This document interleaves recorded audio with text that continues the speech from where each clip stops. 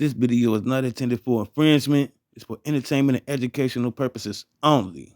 Everything I say is alleged. Yo. Welcome to Super Facts TV. It's your boy Super Facts, and I got something for y'all tonight. But first, let's get into this video. This clip. Put a hit out on Young Dolph. When I heard that little boy Trey say, man, I miss my dad, Mom. When I heard that fuck, bro.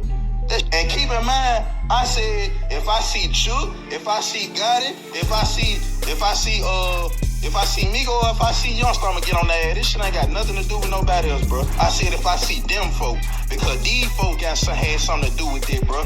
These folk don't know that Jook put a hit out, bro. They don't know this shit, you know what I'm saying? But nah, call it, bro. I need to say that. Don't say that. Nigga don't tell the truth, bro. Nigga ain't say, man, hey, bro, how you gonna feel if I know you? Hey, man, look, bro, my Jook put a $40,000 hit on you, bro. Like, you nigga. And this is a pre-artist, Grove Hero, like, he telling you the exact names that obviously that they heard in the street. Now peep these tweets and messages that Jook sent out before he was killed.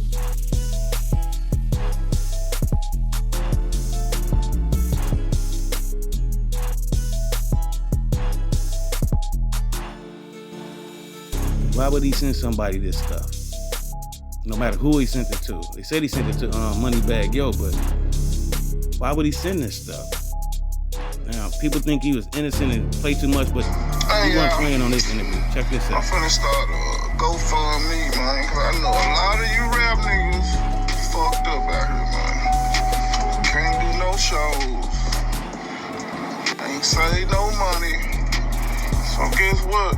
I'ma come say today. I'ma come pay you niggas rent if y'all got somewhere to stay. I'll pay your car note. I'll pay your jewelry note so you won't get repoed. You feel me? Whatever else you renting or leasing, I'ma pay this shit. But when this shit break back on, I want 10% of what you make, nigga. I'm saving you in a crucial time, so don't think I'm trying to get over on you. You don't want to get put out. That'll ruin your career. Now, you really can't go off of this and, because the same like how Pre right now celebrating, what happened to Big Jook. Like they was doing the same thing. Now they doing the same thing. Like, you know what I'm saying? So you can't really take that last clip on face value because he just talking crazy though. But people will still be like, he ain't got nothing to do with it. He just saying that. But I'm just saying that you never know what's going on with this at this point. You feel me? Like they got this get back list. Like here, bro, this where means a drugs lot. freely flow, you know what I'm saying? Between California. Now, this next clip Memphis. is about Reggie Wright Jr., something that y'all might not know about him. Investigators say is connected to a Mexican cartel, but would not say which one. They are using a variety of ways to move the drugs into Memphis. I asked Lorenzi if an informant was used to help crack the years-long case. We can't speak to the actual facts of the case or the actual techniques that were used to investigate it. Good question, though. What Lorenzi did say is that an alleged dangerous drug pipeline here in Memphis is now busted up. And 5 of those people named in the indictment we found out live in California. And an interesting takeaway, on Monday of this week, I reported on an indictment, a federal indictment, where drugs were allegedly sent between Memphis and California.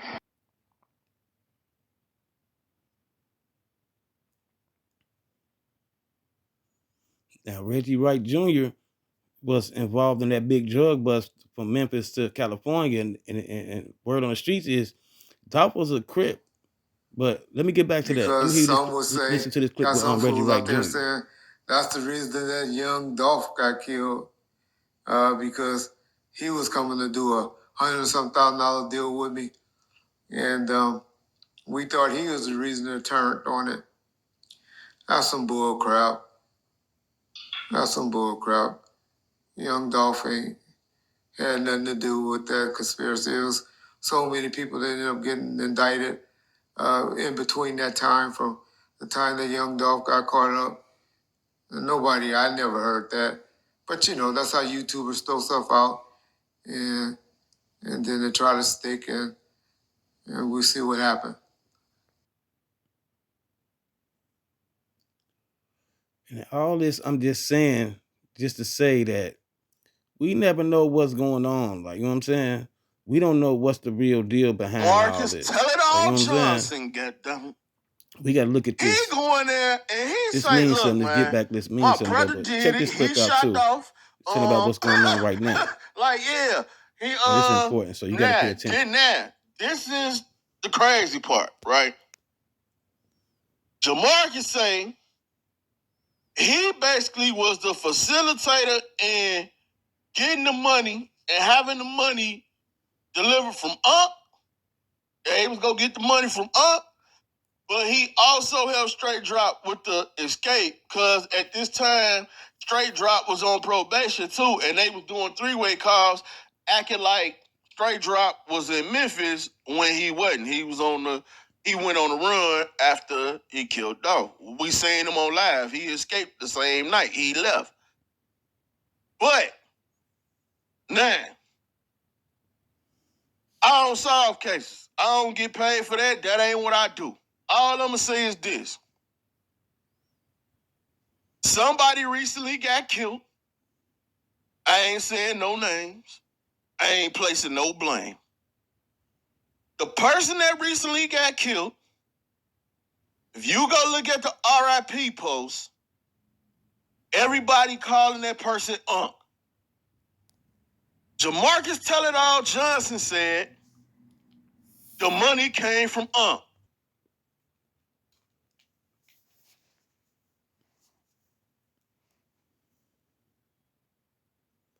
The reason I'm making this video, the whole purpose is to show you it's a lot going on, and ain't no telling who did this to Jook, man.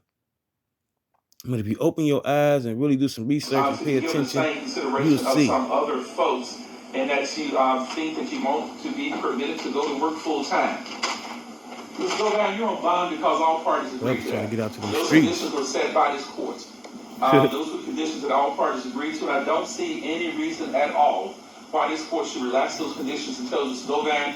We're going to let you go back to being a fully fledged person with no restrictions at all. Go to work when you want to, go shopping when you want to, leave the county when you want to, go to other places when you want to. Let's go down. You're on those restrictions for a reason. And part of those reasons is for your own safety. You are probably aware that Memphis, Shelby County, Tennessee is the first most violent metropolitan area in the country. This case has generated a substantial amount of publicity. And if you're running around free in Shelby County, Mr. Govan, knock on wood, to be given the same consideration of some other folks, and that you think that you want to be permitted to go to work full time. Mr. Govan, you're on bond because all parties agreed to that. Those conditions were set by this court. Those were conditions that all parties agreed to, and I don't see any reason at all why this court should relax those conditions and tell you to go down. We're going to let you go back to being a fully fledged person with no restrictions at all. Go to work when you want to, go shopping when you want to, leave the county when you want to, go to other places when you want to. Let's go down. You're on those restrictions for a reason. And part of those reasons is for your own safety. You are probably aware that Memphis, Shelby County, Tennessee is the first most violent metropolitan area in the country.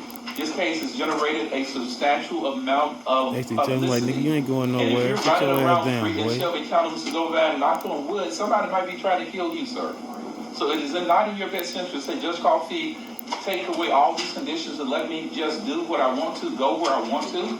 And there have been some instances where you were allowed apparently to take a couple of trips. That can't happen anymore. Because of the conditions of this bond, this court set this bond, and you can't deviate from those conditions unless this court tells you to do so.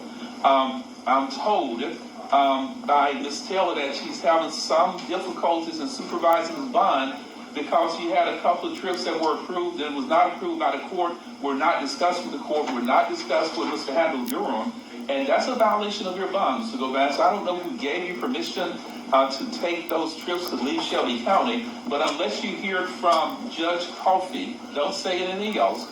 Well, it might be unless you hear from Judge Coffey and Handel-Durham, your attorney on record here, Mr. Rohr is probably And not they know going to he be the in on most of mastermind these behind settings. it. What's But up with unless you're that? in court on the record with Mr. Durham in his They let court him of out his for a Taylor reason, and Jack. asking the court for some relief and say, Judge, I need to do certain things. Will you please approve it? It cannot be done unless it is approved by this court, Mr. Govan.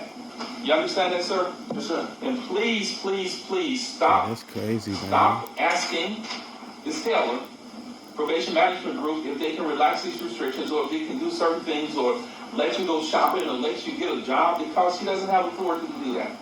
Ms. Taylor will do what the court ordered when I've entered the bond conditions on his case. They know he. Place those conditions It's kind of like they know he gonna be up to no good. That's basically what he's saying. Like, bitch, you gonna be up to no good. He really wanted to say, nigga, we ain't about to let you out. You can drop some more motherfuckers, but we know about you.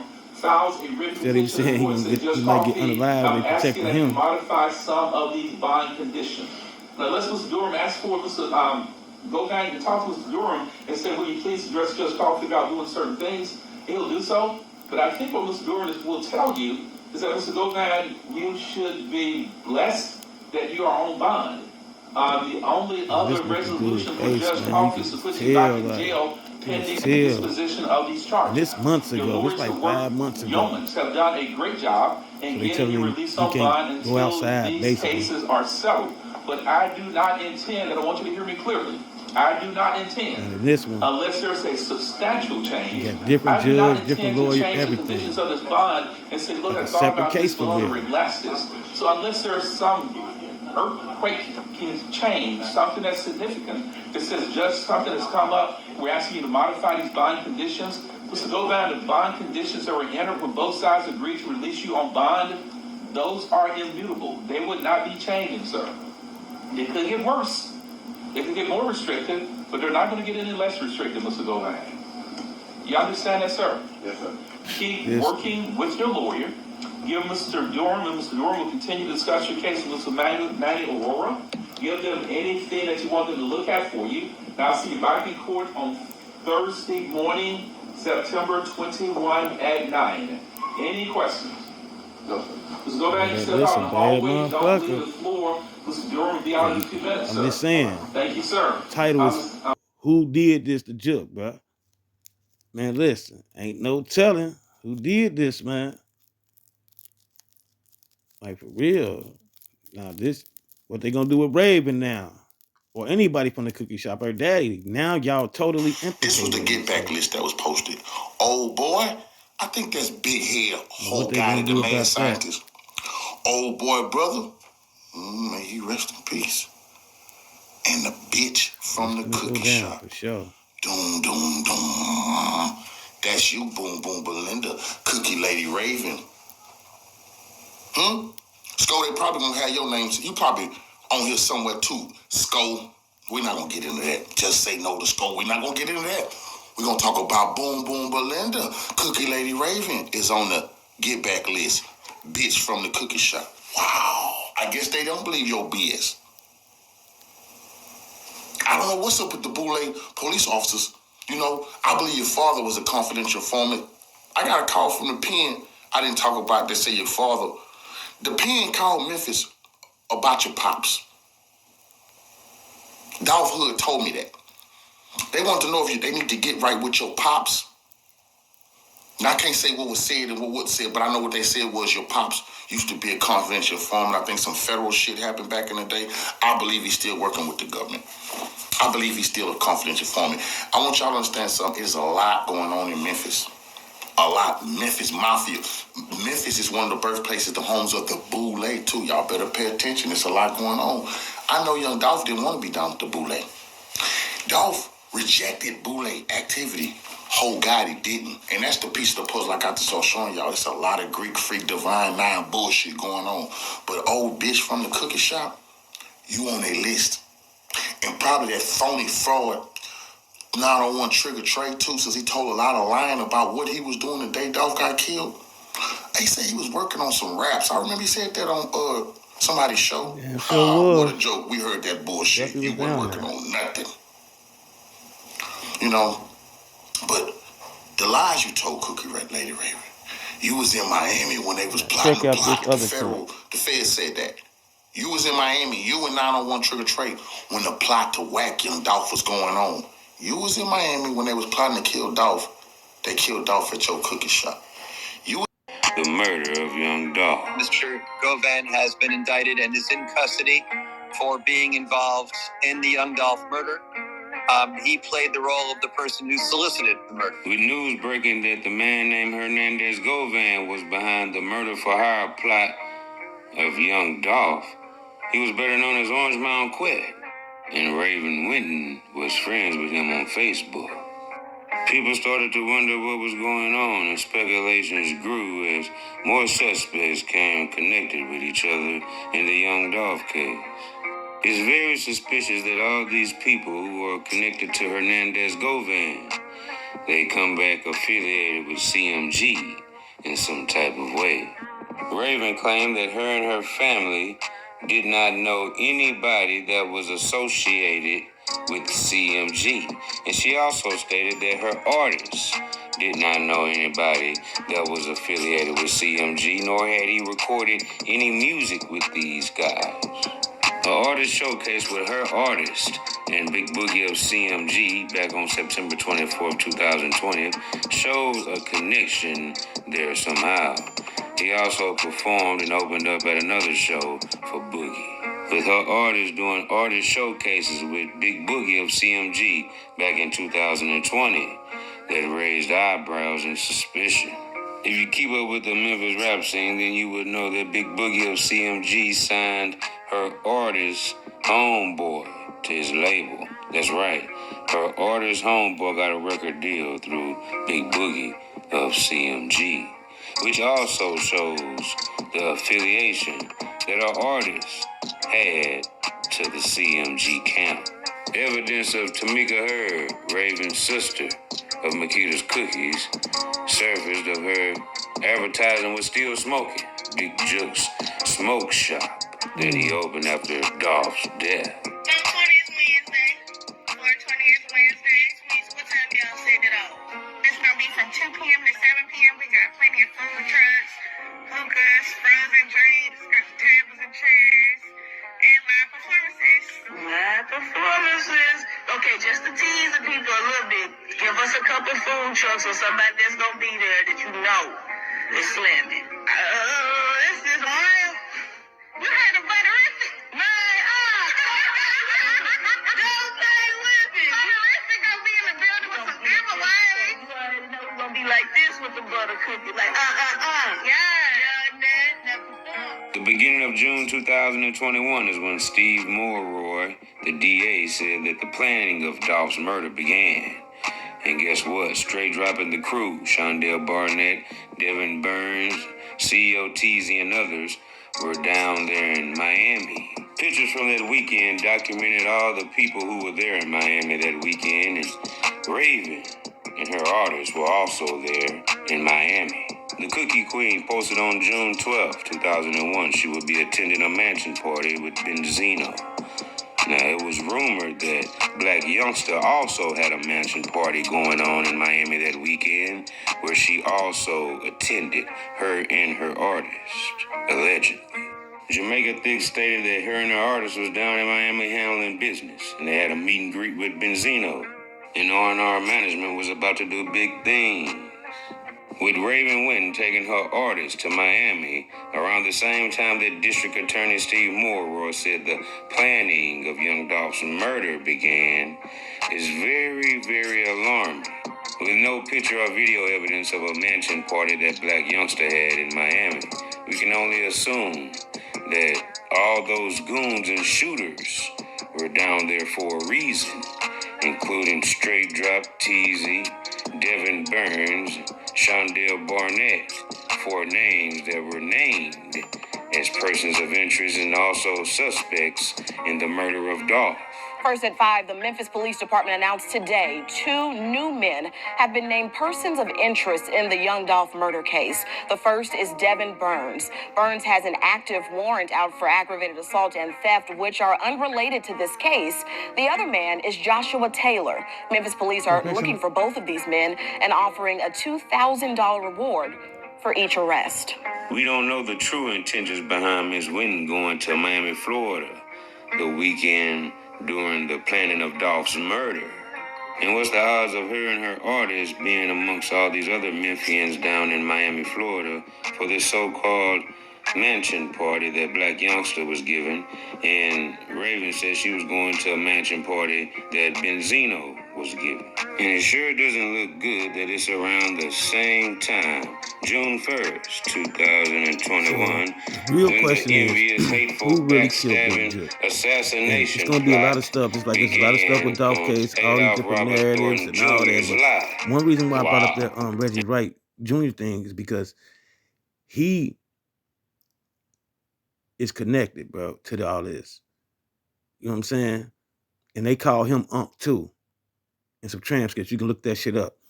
But anyway, what did this mean for the cookie shop in Braveman? Because like far as that list go, other dudes in jail, they done got Jook, then they got a couple other dudes, CEO Teasy and all them niggas. So what does this mean for the cookie shop? Let me know in the comments.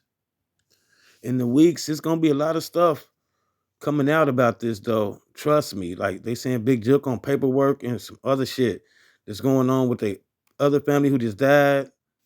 So I'm saying ain't no telling what really happened with this. It's gonna be a lot of different things going out. Like, you know what I mean? So